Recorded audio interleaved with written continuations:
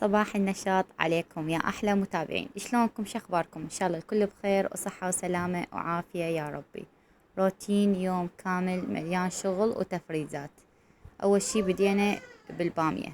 زوجي جاب لنا تقريب كيلوين ونص من البامية، قلت خلي أفرز من يومهم لأنه تعرفون إنه إحنا جاينا بعد الشتاء ماكو بامية، وهنا اللوبيا كانت هم موجودة فسويتها للغدا. انطيت البت تنظف لنا اياها، وهذا الفيديو بتزيين كيك بسيط. طبعا الفيديو متنوع، بيه تفريزات، بيه كيك، بيه روتين. هاي البامية بس شون كانت البامية كلش خشنة ومو ناعمة، يعني البامية الناعمة اطيب صراحة. وهنا أنا منقعة كوب من العدس وكوب من الحمص، اريد اسوي فلافل وافرزها. تعرفون مدرسة وانا شغل، فتفريزات كلش تفيدني وضرورية بالنسبة لي.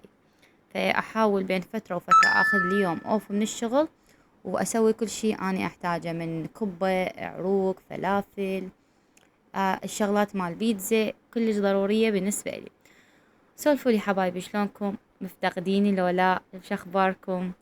وإذا عجبكم الفيديو أتمنى منكم اللايك والاشتراك بالقناة وتفعيل زر الجرس على مود يوصلكم كل ما هو جديد. حبايبي إذا تحبون دخلوا على الصفحة مالتي بالتيك توك، متجر باربي، يوميا افتح لايف بالليل. دخلوا ويانا، اللي حاب يشتري واللي حاب يسولف ويانا واللي حاب يتعرف علي اكثر كل الهلا بيه. تنورونا باي وقت. هنا اللوبيا ورا ما نظفناها نقعتها شوي بمي، وبعدين راح اقليها بجدر واخليها على النار، اخليها تفور، وبعدين يلا اضيف لها ملح من تستوي نص استواء. هنا خليها جدر على النار وضفت عليه خاشوقة ملح، واول ما بدا يعني قبل لا يفور نخلي البامية نضيفها. يعني هاي طريقتي أنا بتفريز البامية، أخلي المي يحمى كلش يوصل مرحلة الغليان، أضيف البامية عليه، أترك البامية 4 دقايق والنار طافية. يعني هسه هاي النار طافية، راح أتركها وبعدين أصفيها مدة 4 دقايق، وبعدين نخليها بالصينية من لما تبرد تماما.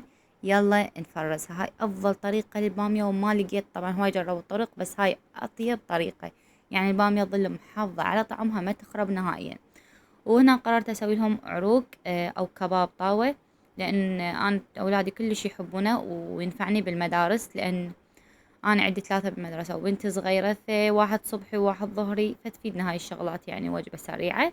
أو إذا أريد أسوي لهم أكل وياهم للمدرسة. هنا ثرمت الخضروات. طبعا العروق هو معروف عليه، أنا أخلي بوتيتا، باذنجان، بصل، طماطة، كرفس، كراث، وأحب أضيف عليه الثوم. هذا أنا ضفت هسه الثوم والطماطة والكرفس والكراث. وإذا كان عندش نعناع فريش بعد أطيب يطلع، أنا ما كان عندي فضفت عليه نعناع مجفف. هنا عندي 1/4 كيلو من اللحم، غسلته ونشفته. هنا راح أضيف عليه الملح ونضيف باقي المكونات. وحبايبي أحب أشكركم على التعليقات وعلى المشاركة والتكبيس، العفو، على اللايكات اللي جاي تنطوني إياها. أحب أشكركم من كل قلبي، ربي يوفقكم ويسعدكم يا ربي. هنا راح نضيف باقي المكونات. راح أضيف أني البهارات مالت العروق وبهارات الجدر. هنا ضفت عليها بقسماط تقريب 4 خواشيق أو 5. هنا عندي فلفل أسود، نعناع مجفف، كركم، وبهارات جدر العفو. وهنا أنا ضفت عليها بهارات العروق الخاصة، يعني أنا أجيبها من أبو البهارات.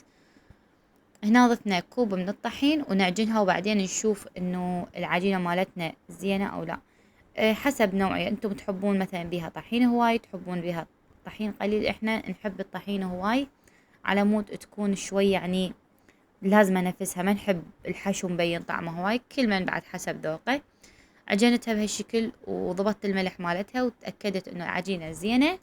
هسه شنو، نخليها على صفحة ونبدي بالفلافل. الفلافل قلت لكم كوب عدس وكوب حمص. هاي الفلافل كلش طيبة تطلع عندكم. ضفت عليها كراث وكرفس وبصل، ثرمتها بهالشكل، وراح اظل اثرم بيها هرس بيها لحد ما تكون عندي عجينة.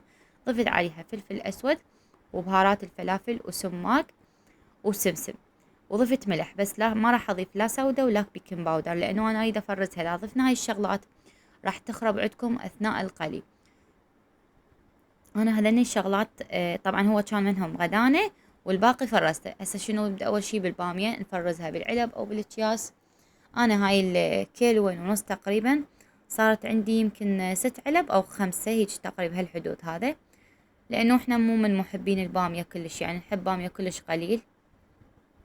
فقلت تفيدني وجبة بالشتاء، واحد يحتار مرات شي يسوي. هاي شوفوا صارت عندي 5 وجبات. بالنسبة للعروق هنا راح أقسمه بالحافظات. صار عندي حافظتين، كل حافظة تقريبا بها نص كيلو، والباقي خليته قليناه للغدا. بما انه انا اليوم مشتغلة وتعبانة فلازم ما اسوي بعد وجبة، انه هاي الوجبات كلش كافية. طبعا هاي الوصفات اخذوا مني من 10 الصبح ل3 الظهر وقت. هاي الفلافل هم قسمت وجبة ضميتها ووجبة قليناها ل3 الظهر. فسويت لي وجبات مرتبة ومفيدة، إنه أحسن ما مثلا من نستعجل أو ما عندنا شغل رأسة نطلب من برا، إنه أكلنا موجود بالبيت ونظيف ونعرف شنو موجود بيه. هنا أنا ورا كل شغل لازم تنظيف سريع هيجي.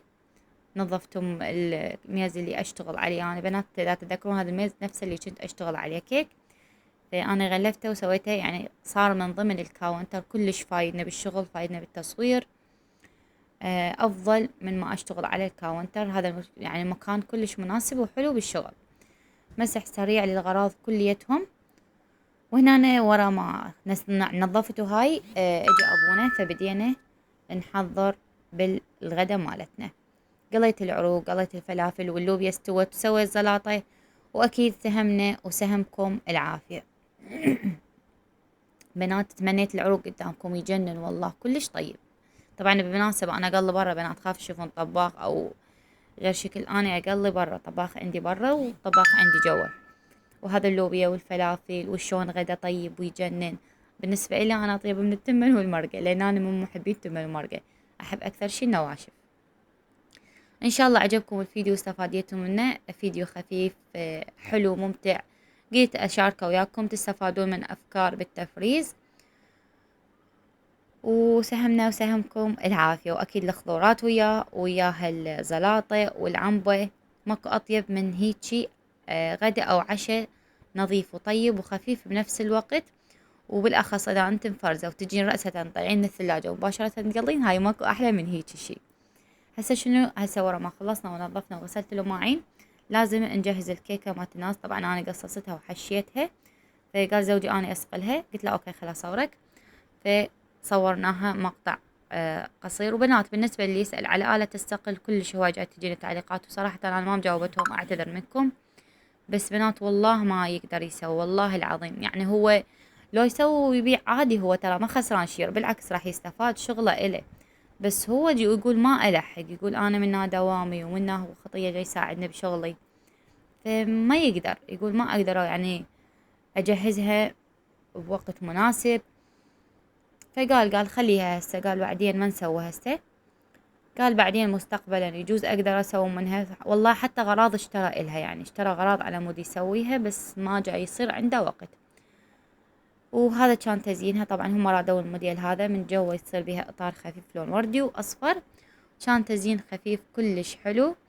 واذا تسألوني بعد ايش تشتغلين كيك، اي جاي نشتغل كيك، بس ما جاي اصور دائما لان اكثر شغل على السريع، فما اقدر اصور لكم دائما. ان شاء الله دا جاني شغل كيك بعد اصور لكم. وكان من فوق هم سوينا لها اطار فورمة النجمة اللي انتم دائما متعودين عليه انا اشتغل بيها، لانه بيها اشكال هواية.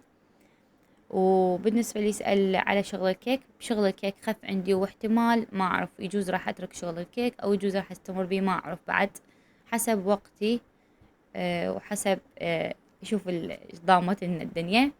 وهذا كان الفيديو مالتنا حبايبي، اتمنى عجبكم واستفاديتوا منه وما طولت عليكم ولا ضوجتكم لانه حكيت هواي. ان شاء الله عجبكم الفيديو واستفاديتوا منه. لهنا راح اقول لكم مع الف سلامه، انتظرون ان شاء الله فيديو جديد ووصفات جديده. بحيل الله.